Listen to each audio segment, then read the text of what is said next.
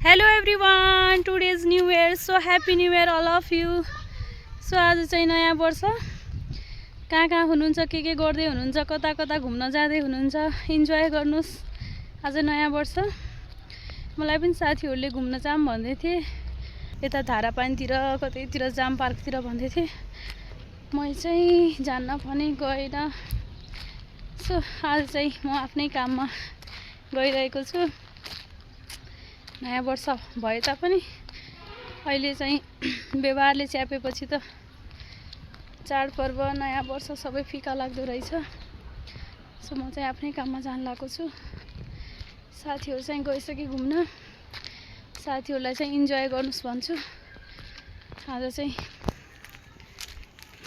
गएन, साथीहरूलाई चाहिँ जानुस् इन्जॉय गर्नुस् भने इन्जॉय गर्नुस्। साथीहरू तपाईहरुकै छ दिन। साथीहरू जिम्मेवारीले च्याप्यो त चाडपर्व नयाँ वर्ष सबै फिका लाग्दो रहेछ। इन्ट्रेस्ट नलाग्ने, जस्तो सुकै चाडपर्व आए पनि जे आए पनि इन्ट्रेस्टै नलाग्ने के जिम्मेवारीले थिचेर होला। बचपनमा पहिले कति खुसी लाग्थ्यो चाडपर्व आउँदाखेरि, कहिले आउँछ चाडपर्व भन्ने आयो हुन्थ्यो भन्ने कति खुसी लाग्थ्यो है सानोमा चाडपर्व आउँदाखेरि।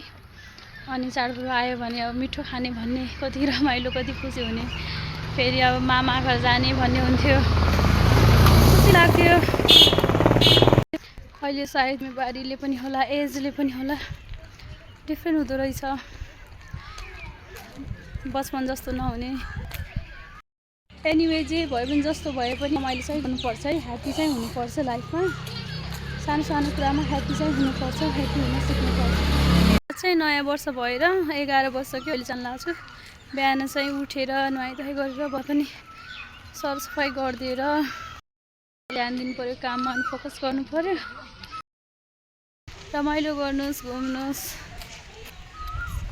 म चाहिँ अब पुग्नै आँटे पसलतिर। अघिल्लो वर्ष जे जस्तो भए पनि यो 2083 साललाई चाहिँ क्रिएटिभ बनाउनुस् है, केही स्टार्ट गर्नुस्। सृजनशील लगनशील ऊर्जाका साथ लाग्नुस्, केही न्यू जर्नी स्टार्ट गर्नुस्, क्रिएटिभ हुनुस्, जाग्नुस्, बिउजिनुस्, पहिलेकै शैलीबाट चाहिँ नजानुस् भन्न चाहन्छु।